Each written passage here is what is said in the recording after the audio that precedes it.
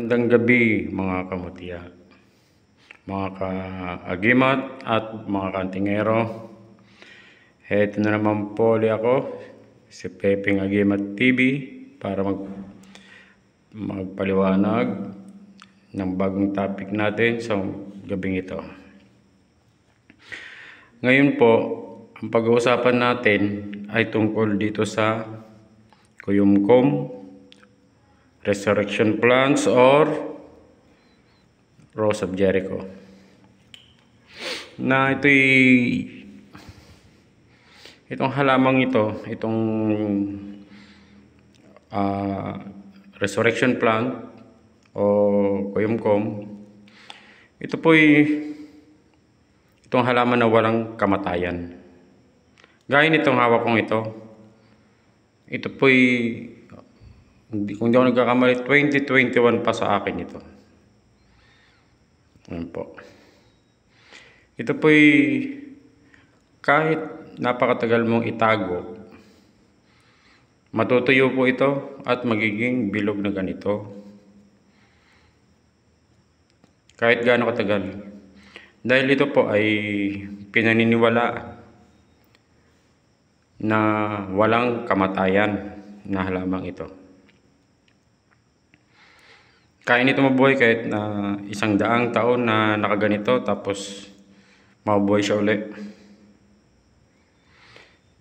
Ito may kapangyarihan na para sa pampaswerte, sa pera, sa mga negosyo, nagtatanggal ng mga bad energy sa paligid, naglikha siya ng positive energy.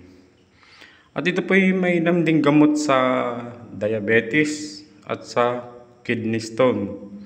Ito yung pinagbabaran nito, yun po ang iinumin, yung pinagbabaran nito. May din to sa yung may mga problema sa paghinga, gaya na may mga hika o nagbabarang puso. May po itong gamot. Dahil ito ay natural lang, na para kang uminom lang ng tiya. At yung may mga problema pong babae sa kanilang pagregla, may din po itong gamot para maging normal po ang inyong regla. Ito papakita ko sa inyo na ito po ay walang kamatayan. Ito immortal halaman nito. Yan po, tuyot na.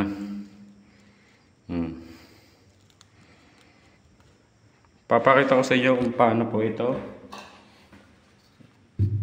na muling mabubuhay.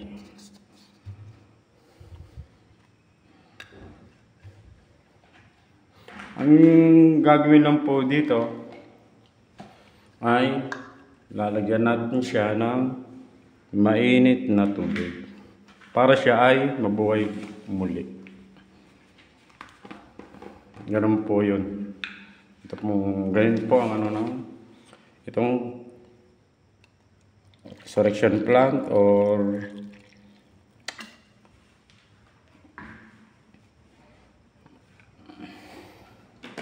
Rose of Jericho, o sa ating mga Pilipino ang tawagin ito ay Kuyumkum. Yan po, tingnan nyo maigi. Yan tuyot na. Taon na po ang binibilang nito sa akin. Ngayon, ito pong ginagamit dito, yung pinagbabara na itong ginagamit, iniinom. Maganda po ito sa balat, pampakinis ng balat. Sa mga may skin problem, kailangan po ganito. Mag-inom kayo lagi ng pinagbabara ng resurrection plant. Tingnan nyo pong maigi at ito'y muling mabubuhay. Ayan po. Unti-unti na siyang bumubukadkad. Pag ito'y tinanggal ko, itong tubig nito, Yun ang aking gagawing pwede kong timpla ng kape para kahit paano ay may lasa. Yun po ang aking iinumin mamaya. Dahil ito po ay maraming benefits. So, kidney stone, diabetes, at sa kung ano pa. Pagpaganda ng balat. Kasama na po doon. Yan. Gitna natin para yan po. Unti-unti na siyang bumubunga. Muli siyang nananariwa. Kumbaga. Yan po ang resurrection plant. Ito'y halos immortal na halaman ito. Halos immortal na po. Wala siyang kamatayan. Yan, nagigreen na nga yung bandang gitna. Yan yung may hip, guys. Ang pinagbabaran, yan po ang ginagamit na panggamot. Hindi naman sabihin natin pag uminom ka nito, magaling ka na agad.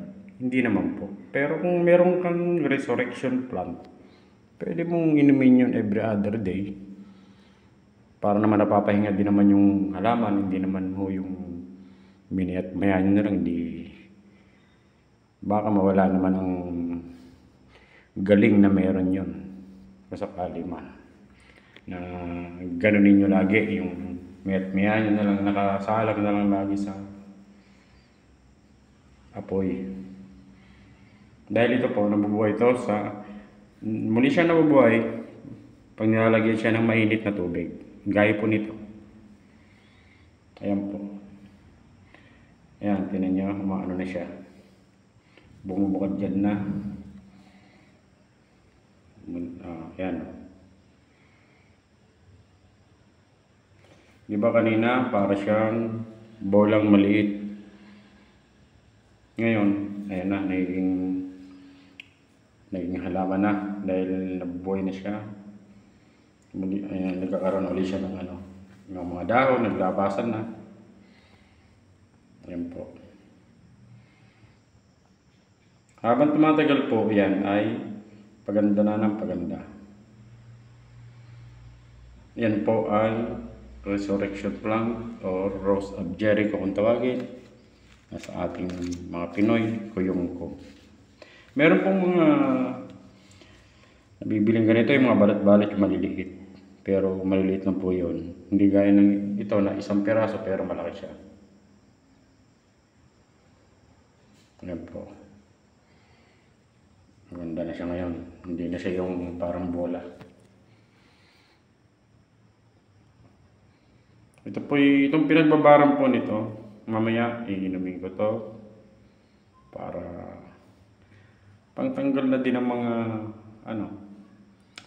mga toxic sa katawan. Kasi po ito yung nakakatulong itong pinagbabaran nito dahil ito'y pambihirang halaman. Ito'y halos wala ng kamatayan dahil sa ito'y kahit ilang taon itago ito, itago nyo kahit saan. Kahit sa mga bag ninyo. Tuyong-tuyo na siya pero muli siyang nabubuhay kapag inilalagay sa mainit na tubig. Gaya niya, no? Ito, ayan, kaya na po siya ngayon. No? Ito na po. Ayan, lumabas na rin ang mga ugat niya. Ayan na po yung tsura niya. Habang tumatagal po, pabukad ka ng pabukad ka dito. At habang tumatagal, nagiging mainit. Nagiging kulay green yan. Yung mga dahon yan. Habang tumatagal.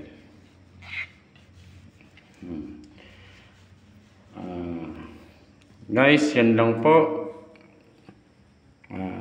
sana mayroon kayong bagong natutunan sa video kong ito ngayon. Maraming salamat po sa mga nag-subscribe, sa mga nag-views. At sa mga hindi pa po, paki-subscribe naman po.